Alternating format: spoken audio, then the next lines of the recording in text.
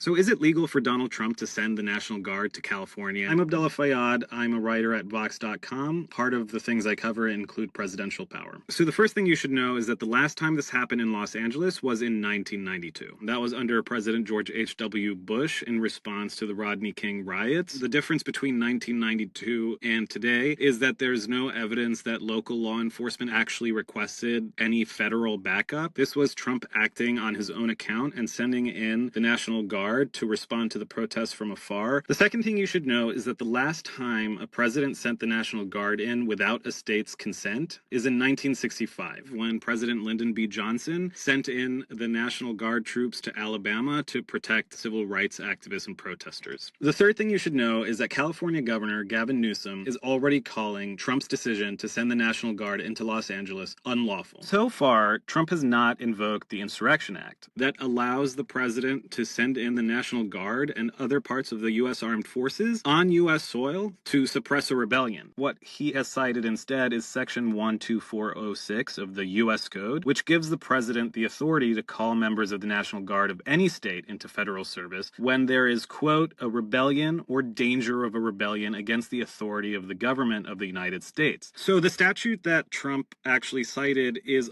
more limited than the Insurrection Act. It also states that the call to bring in the National Guard must come through the governors, not necessarily through the president himself. And so that's why Governor Newsom is calling what Trump is doing unlawful, because he himself has not requested the National Guard to be sent into Los Angeles, which is why he has indicated that he will sue the Trump administration over this action.